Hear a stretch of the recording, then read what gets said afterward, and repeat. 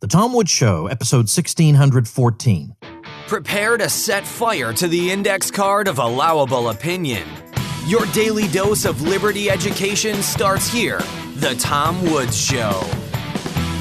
Folks, all your friends think they know what went wrong in 2008, why there was deregulation, and we need more skulls cracked by the state to prevent that kind of crisis from ever happening again. Well, this is entirely false, and you can build up your ammunition against it by reading my free ebook, The Deregulation Boogeyman, over at regulationmyths.com.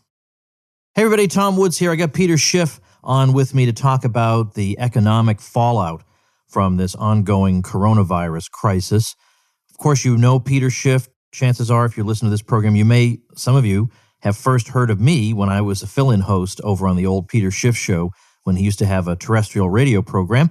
But of course, you can listen to Peter on the Peter Schiff podcast over at schiffradio.com. He's a best-selling author and chief economist and global strategist with Euro-Pacific Capital. Peter, welcome back. Well, thanks for welcoming me back, Tom. Peter, who the heck else am I going to have on? I don't know. There's not that many of us out there that you could talk to. But, all the fools are on network television spewing off a bunch of nonsense. So at least you can have someone on your podcast who actually not only predicted what's happening now, but understands why it's happening and why everything that's now being proposed is simply going to make it worse. All right. So obviously we've got on our hands a disaster of overwhelming proportions, both health-wise potentially and economically without a doubt. So let's start, first of all, with the overall picture that we're facing here. I mean, we have this indefinite amount of time ahead of us. Now, people are saying a couple of weeks, end of March, but there's no guarantee they're going to stick to that. And a lot of people are stuck in their houses, and a lot of people who are economically very vulnerable are stuck in their houses, and nobody knows what's going to be done for them except we're going to send you a check. But meanwhile, the question arises, of course, if for the purpose of public health, we have no choice but to do this. Let's stipulate that for the sake of argument. It's not clear, then what are these people supposed to do? Honestly, what are they supposed to do? Well, they're not supposed to do anything. They're supposed to let the free market function. But the problem is not the coronavirus. The coronavirus is the pin. And I'm talking about economically, not health-wise. The coronavirus is the pin. The problem is the pin pricked the bubble, which is the entirety of the U.S. economy. We have an economy that is completely dependent on debt and people going out and spending borrowed money and buying imported products. Well, they can't do that anymore. So the whole GDP is going to implode. There's an old saying, and it's not even economics. It's just basic common sense. You got to save for a rainy day, right? Because it's not always sunshine. You got to put some money away so that you have a rainy day fund. The problem is we have no rainy day fund. We assumed it would never rain.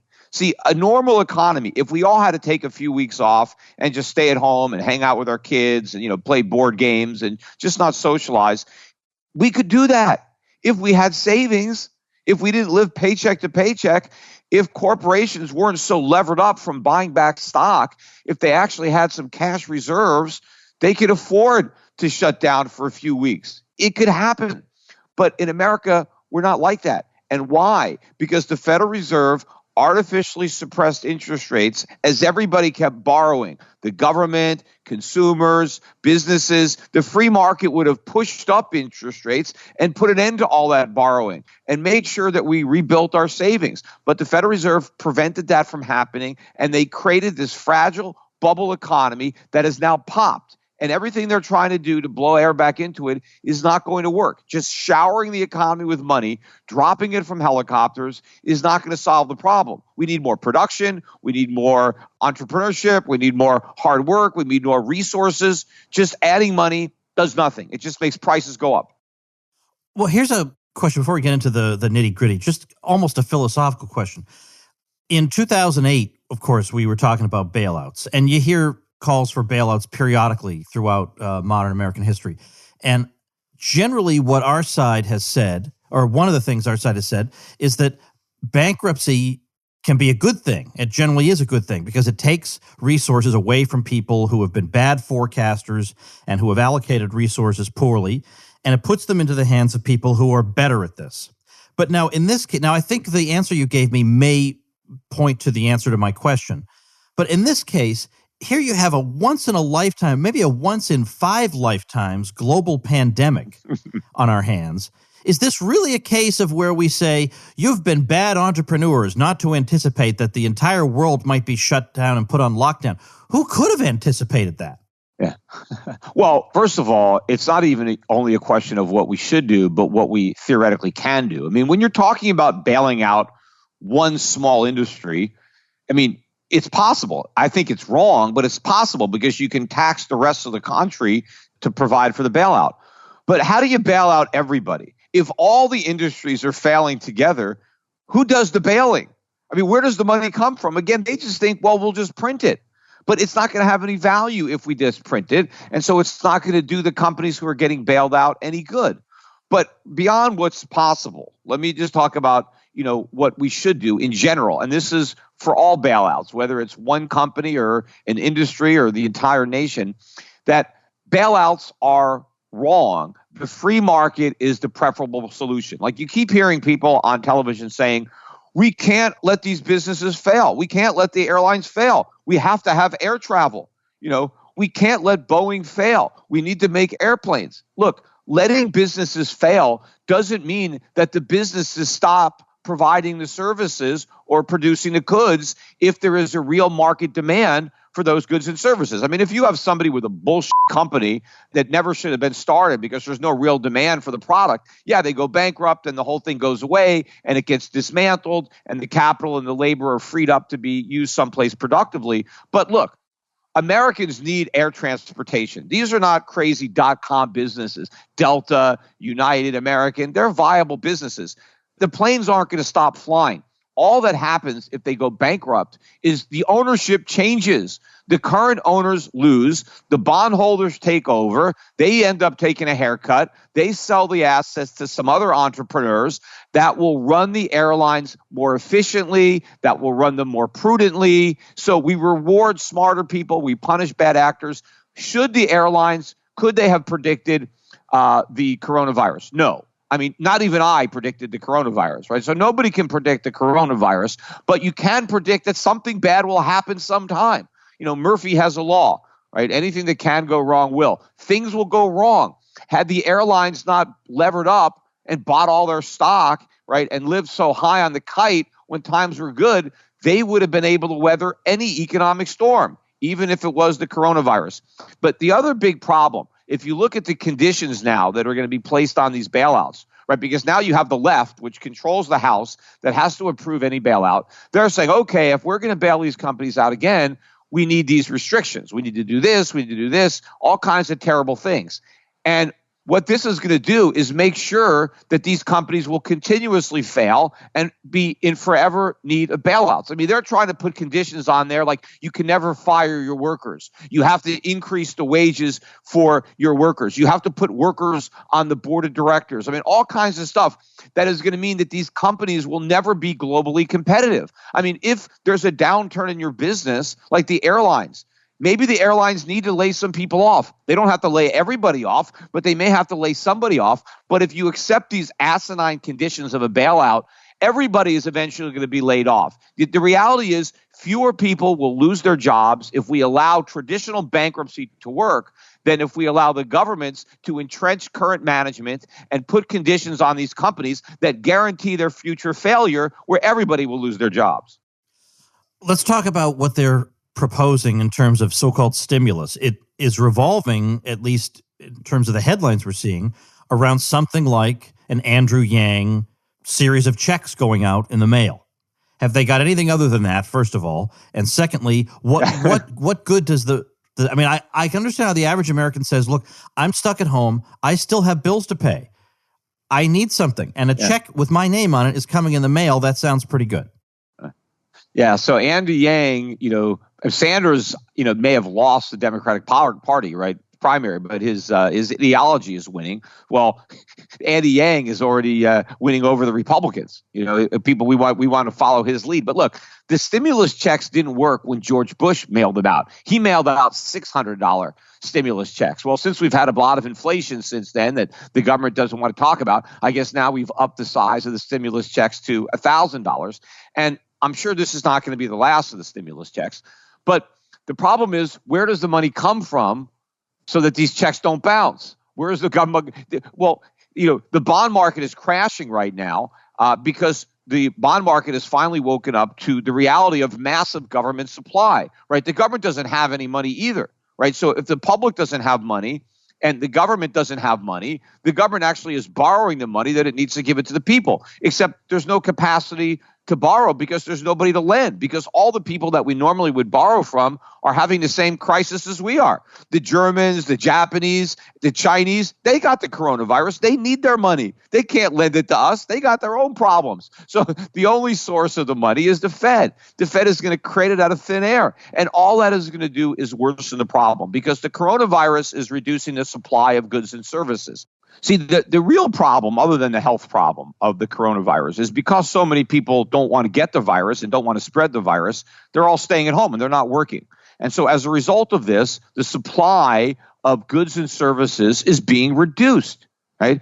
So if all the government does is create more money and give it to people to now bid for a diminished supply of goods and services, all that happens is the prices go up. If you remember, Tom, and I'm sure you do, the origin of the Federal Reserve, the initial goal was to provide an elastic money supply, because for some reason, people thought that consumer prices going down was not a good thing. I mean, they were wrong, but they thought that. They preferred price stability. They just wanted prices to stay the same, not the current definition of stability where they go up by more than 2% a year. They kind of meant where they don't go up at all, they just kind of stay the same. And so the Federal Reserve was supposed to achieve that with an elastic money supply. And what that meant was, when economic activity was improving, when the economy was doing well and there was more activity, the Federal Reserve would supply additional money to keep prices stable. But if the economic activity was declining, right, if we were going to a recession, then the Fed was going to remove money from circulation to maintain that stable price system. So the idea was that the supply of money would expand and contract along with the economy, right? But now we're doing the exact opposite of what the Federal Reserve was created to do. We're seeing economic activity contracting sharply, and they want to expand money supply sharply. I mean, if they had said that that was their goal from the beginning, they never would have approved the Federal Reserve Act. Nobody was that dumb in 1913 to think something like that would be a good idea. The trouble with all this is, it's as sensible as what you're saying is, it's going to be hard to reason with desperate people. The government has put them in an impossible situation. And maybe it is the virus.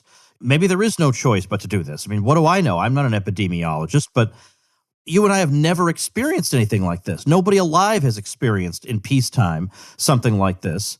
I don't understand how the economy is supposed to function, period. I mean, we're talking about businesses that could be disrupted for weeks, possibly months, and they all have bills to pay. And again, partly it is because they're running on a debt-based model. And if they weren't, which they'd been encouraged to do, and they've never been punished for doing, they'd be in a sounder position. I mean, I suppose it's that, but it's hard to know what to think here.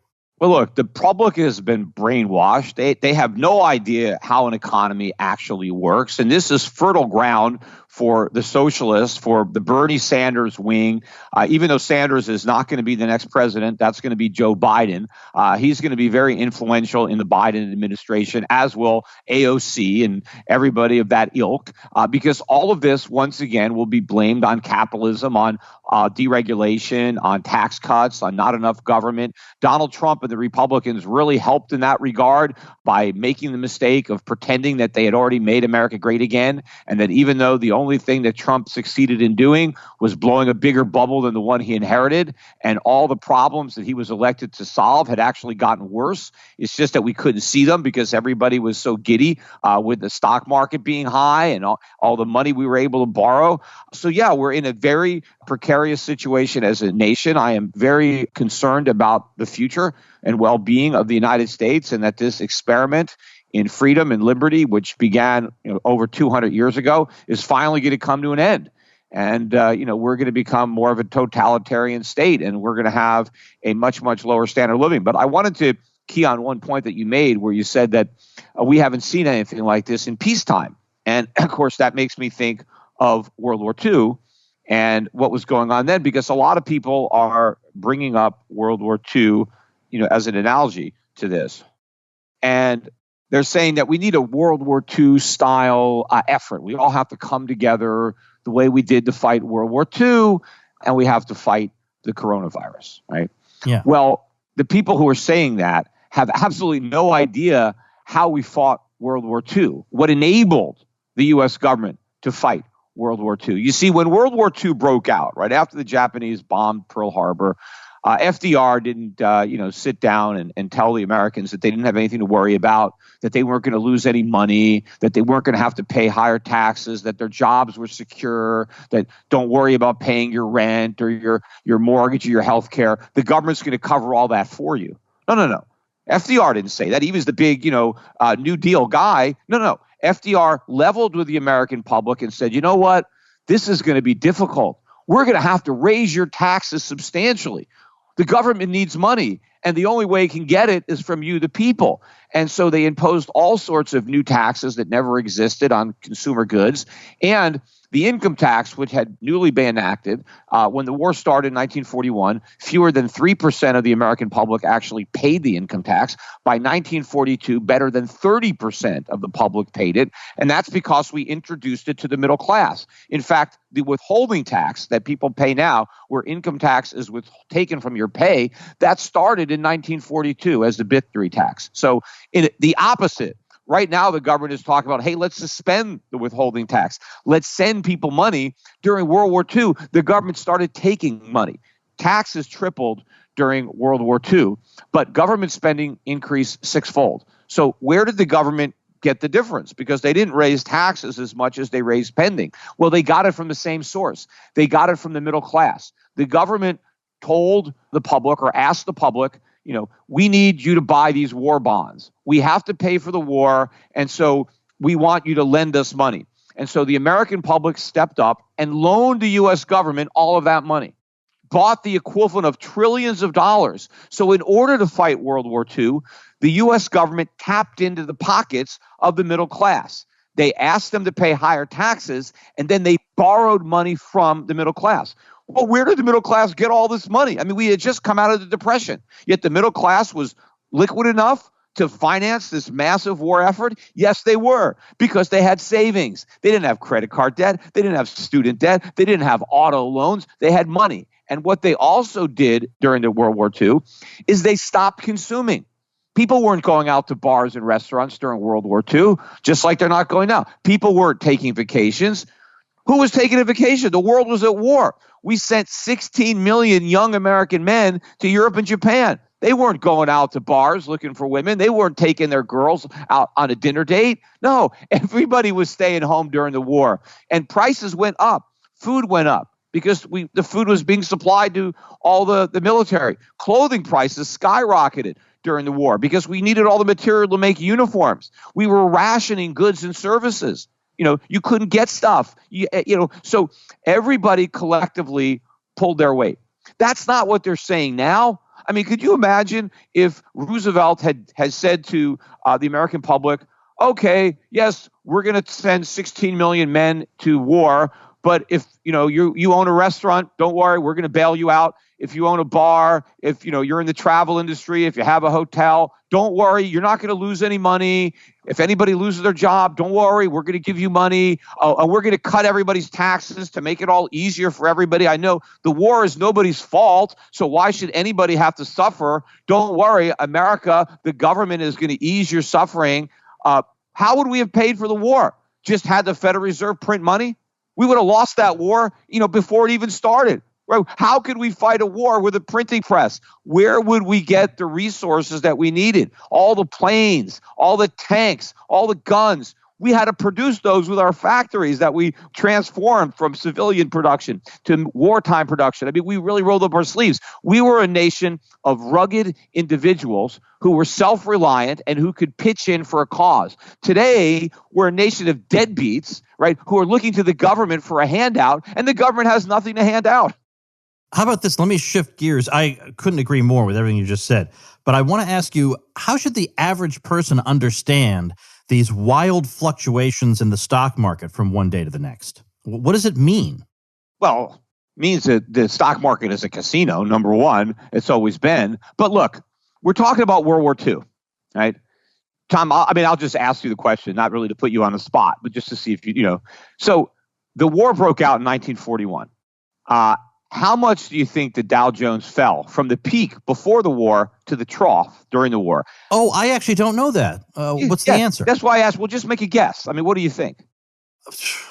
I wouldn't even know. I don't, because I don't know what the numbers were in those days. Yeah. Well, okay. I'll tell you. I mean, so it fell by 30%. Okay. That was the entirety of the decline. 30%. Okay. A war, world war. The Dow was already down by more than that because of the coronavirus. I mean, and it's going a lot lower. I mean, the Russell 2000 small cap stocks are down by more than 40%. And this is just getting started.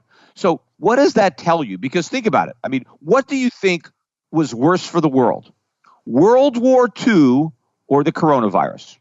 What would you say? The World War II. I mean, obviously, there isn't even a comparison. Right. If somebody said, would you rather have another world war like World War II or have to deal with the coronavirus?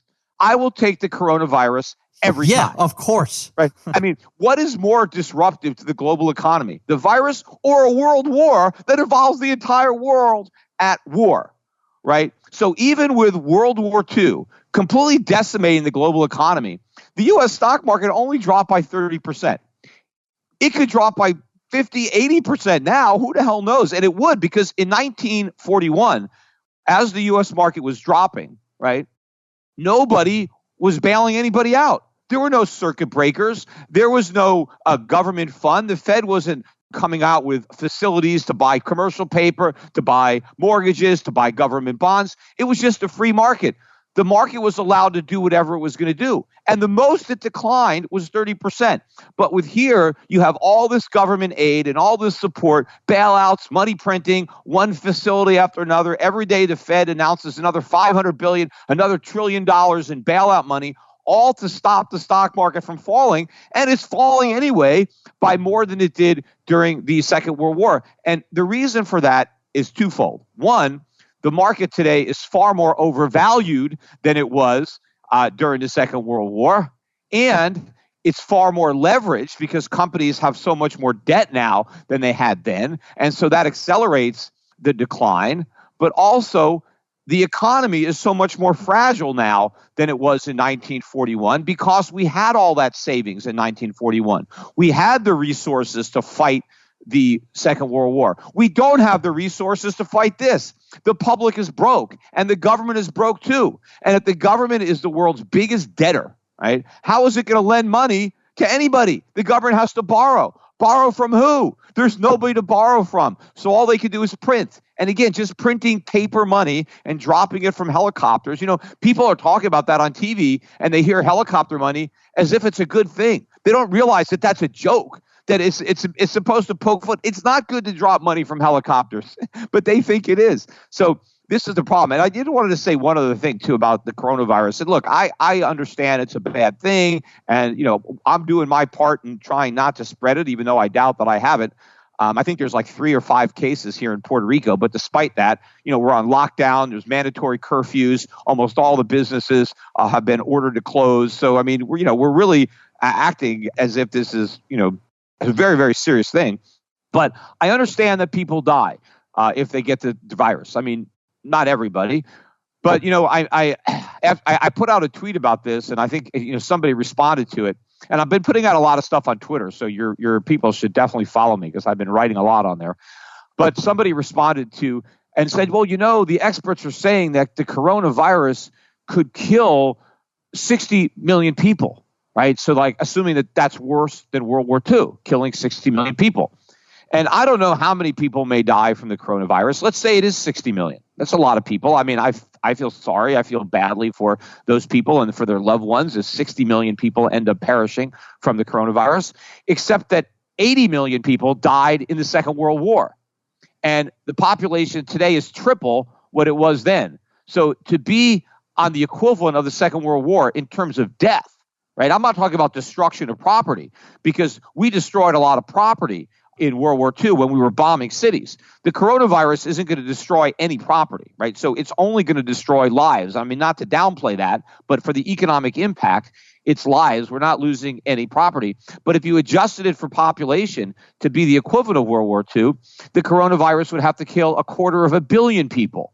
And so it's not going to do that. But there's another distinction that I want to get to, and I'm not being callous, I'm just being honest about it. And it's not that I don't have sympathy, but the vast majority of the people who will die from the coronavirus are in their 80s and their 90s, right? I mean, and I don't want to diminish the fact that, people will die, but if you're in your 80s, you're going to die. I mean, we're all probably going to die in our 80s if we're lucky enough to make it to our 80s. The life expectancy for you when you turn 80 is not 90. It's less than 90. So most people never make it to 90. So when you're 80, you're going to die of something, right? You're much more fragile. You can fall out of bed when you're in your 80s and die, right? So there are a lot of things that happen to people who are in their 80s and they die.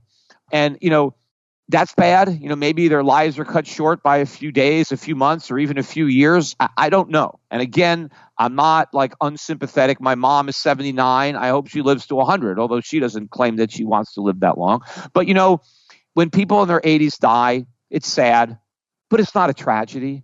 I mean, we're going to die in our 80s. In the Second World War, young men were dying in their 20s. Some of them were dying in their teens. I mean, what is that?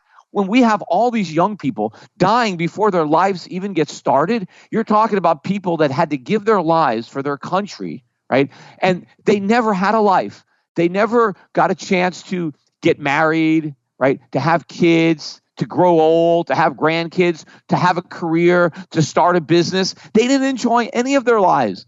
The people who were in their 80s lived full, long lives. They had their chance. Again, not to diminish the fact that they could die, and I would save them if we can. But to say that it's comparable, people in their 80s dying versus people in their 20s dying. And yes, there were some old people who died in World War II as well. I mean, the civilians that got bombed, in London or in Berlin. And what about all the people that were killed by Adolf Hitler, in the concentration camps? I mean, the degree of human suffering and the loss of life in World War II is so much greater than whatever we're going to deal with the coronavirus. To try to think that we have it harder now, that this is worse than the coronavirus. And if nobody got a bailout during World War II, if no one got a stimulus check during World War II, if everybody had to fend for themselves during World War II and suck it up, right, and just be men and be women. What did the women do in World War II when their husbands went off to fight? They went and worked.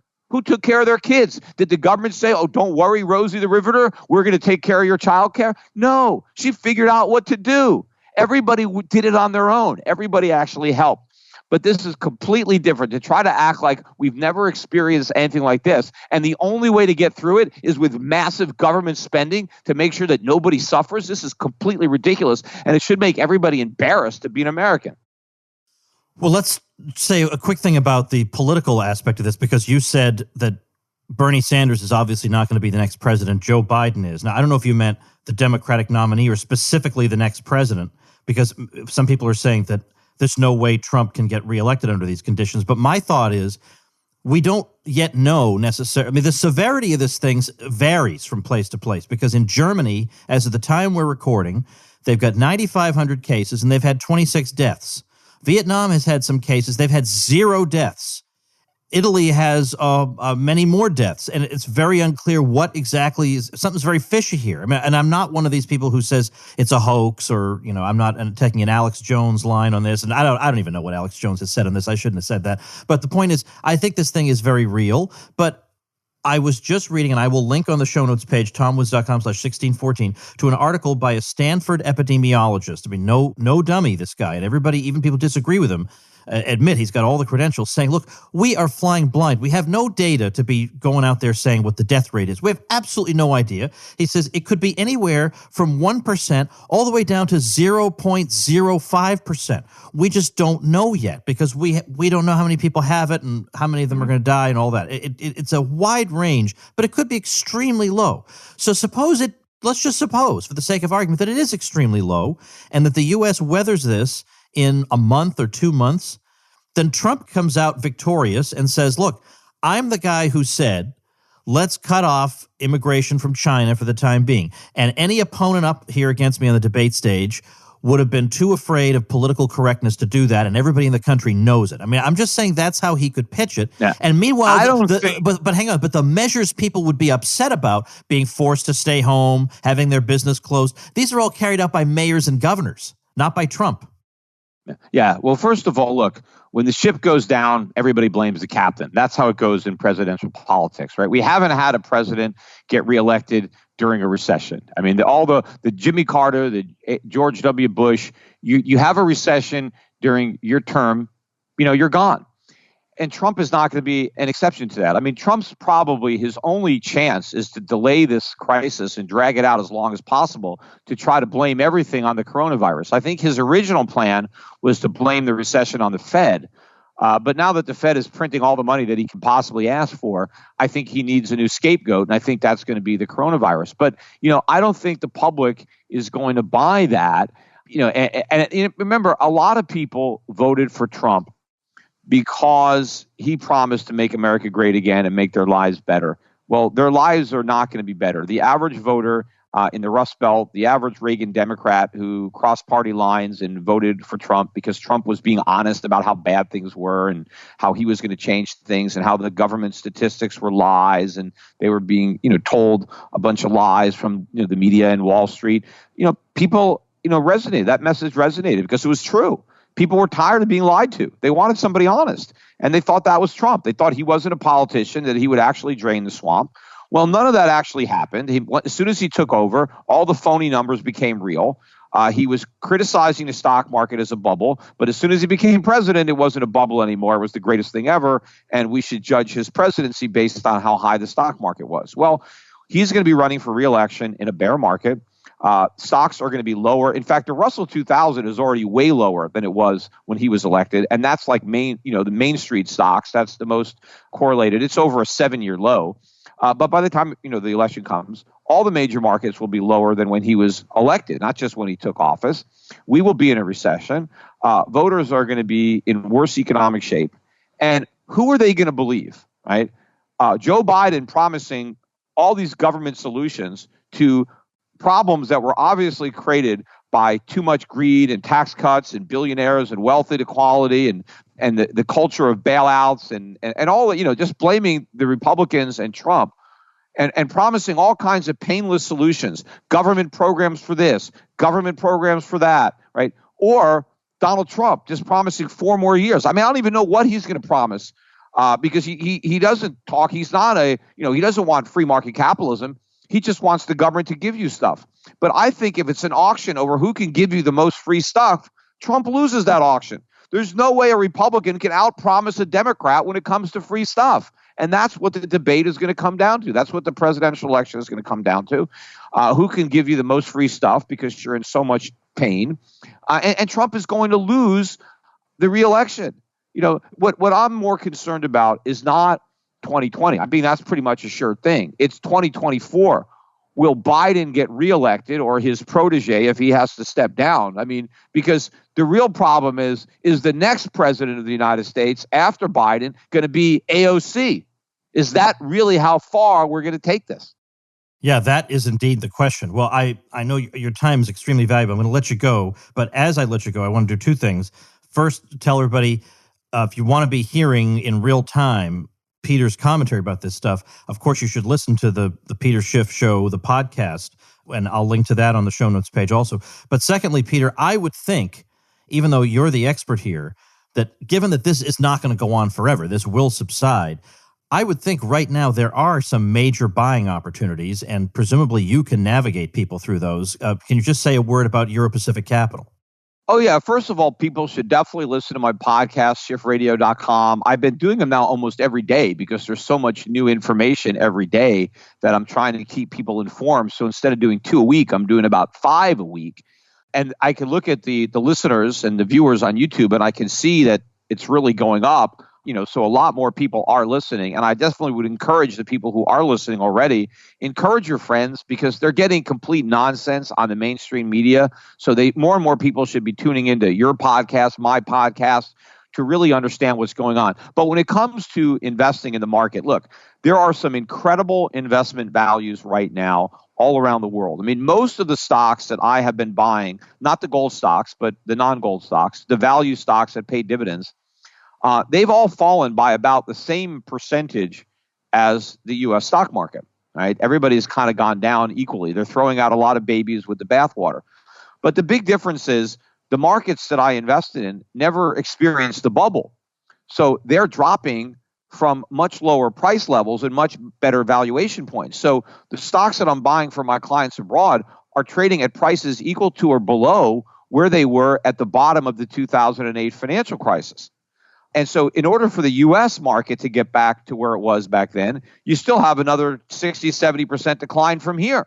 So, and the foreign stocks were fairly valued when they went down. I don't think they were dirt cheap, but they were fairly valued. They're now dirt cheap, right? There are some incredible bargains where you can buy stocks and get double-digit dividend yields. So in an area where yields on bonds are sub 1%, if you can get 10% yield on a quality company that's not going out of business, I mean, there's a lot of attractive ways to get yield, especially in currencies that are going to go up. And when you can buy stocks for less than 10 times their earnings, I mean, even if their earnings go down because of the coronavirus, they're not going to go down forever.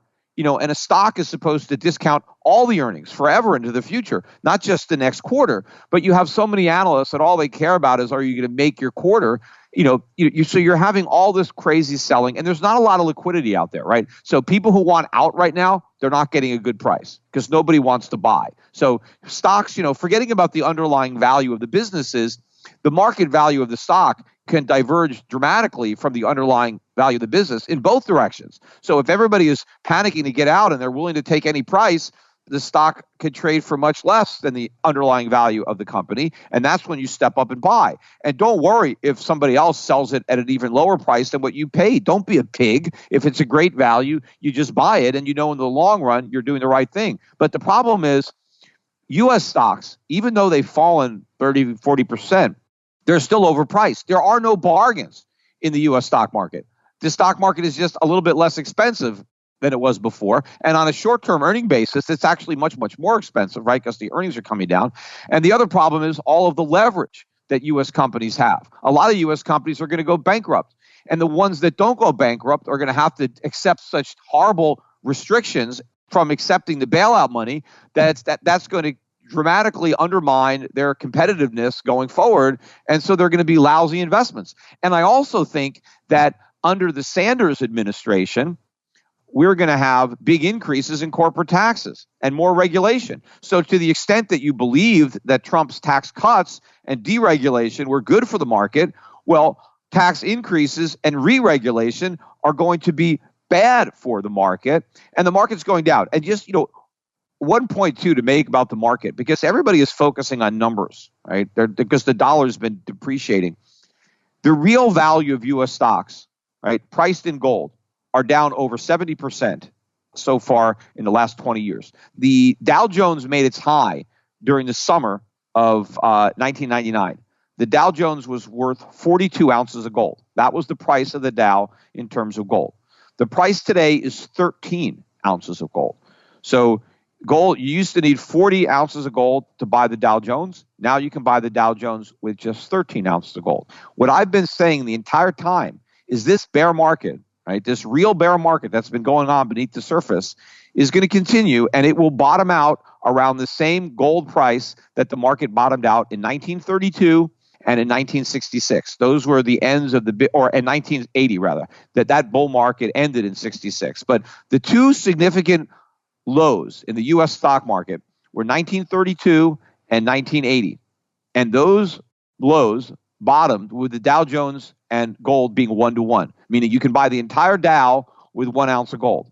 And I still think that's going to happen. And so one way that would happen would be the Dow Jones being 10,000, which is about half of where it is now, and gold being 10,000, which is about 5 times what it is now, right? So if gold goes to 10,000 an ounce and the Dow goes to 10,000, then we'll be at where the markets have bottomed in the past. So that means there's still a lot of value for the Dow to lose, and obviously a lot for gold to gain, which is why people should not only be buying physical gold and I sell that at Schiff Gold. Silver is probably an even better buy. Silver right now is the cheapest it's ever been in history in terms of gold, not in terms of dollars, but you've never been able to buy so many ounces of silver with 1 ounce of gold. In fact, everything is falling in terms of gold. The price of every asset on the planet is going down. Even U.S. Treasuries are falling in terms of gold. And they're going to fall a lot because I think that bubble has popped too. And so people should be buying gold stocks. We have a gold fund, Europe Pacific Gold Fund. People should be buying it if they can afford to speculate. I mean, there's a big difference between gold mining stocks and gold bullion. Gold bullion is to preserve your wealth. Gold stocks are a risky way to try to enhance your wealth. You're making a bet on what you think gold is going to do, and then you're making a bet on the individual companies, which is why I have Adrian Day, who's been doing this for 30, 40 years, managing my fund. I think he's the best in the business, and people should be buying my gold fund. We have separately managed accounts that are gold, but we also have accounts that are not only in gold. Gold is part of the portfolio, but we are snapping up these bargains all around the world on quality companies that have been around 50, 100 or more years, that don't have debt, that are going to survive the coronavirus, that you can steal right now from panic investors who are not differentiating between the overpriced stocks that are highly leveraged and overvalued and good quality companies that have good balance sheets and are selling products that people are going to continue to buy. So there's always opportunities around the world to make investments. And so that's what smart people are doing now. They're not cowering under their desk. They're looking for what they could do, because there is an opportunity here. Right? You could either take advantage of that opportunity, or you could let that opportunity take advantage of you. So tell people the website for Europe Pacific Capital. Yeah, so Europe Pacific Capital is the U.S. broker-dealer. So if you're listening to this and you're an American, you can go Europe Pacific Capital, Europac.com, EUROPAC.com. If you're not American, if you're living someplace else in the world, EuropePacificFunds.com is the website for Europe Pacific Asset Management. And there we take accounts for non-Americans. You can't buy my funds, but we can separately manage your accounts, and we can create a portfolio, again, of gold stocks that is like the fund because it's managed by the same person. So it's either Europe Pacific Capital for the Americans, EuropePacificFunds.com for non-Americans. Anybody can buy gold from me anywhere in the world at SchiffGold.com. All right, excellent. I'll link to those things at tomwoods.com/1614. I'll let you run, Peter, but thanks so much for your time today. Everybody appreciates it. My pleasure, Tom, and thanks for giving me some time and letting me speak to your listeners. All right, folks, that's going to do it for today. I've been sending out some emails related to this virus matter here and there to my folks on my email list. So if you ain't gotten on there yet, now's a pretty decent time to do that. And you can do that by hopping on with one of my free ebooks, because that's the deal. You get the ebook and you also get subscribed to the newsletter everybody reads. Some people don't want to admit they read, but they read. You can do that. Let's see. The best one right now maybe might be AOCiswrong.com, because looks like under the pressure of this virus, people are going to start implementing some of the policies she wants during normal times. So probably a good idea to be knowledgeable about the arguments against those. So AOCiswrong.com is where to go. I'll see you tomorrow. Become a smarter libertarian in just 30 minutes a day. Visit TomWoods.com to subscribe to the show for free, and we'll see you next time. Like the sound of The Tom Woods Show? My audio production is provided by Podsworth Media. Check them out at podsworth.com.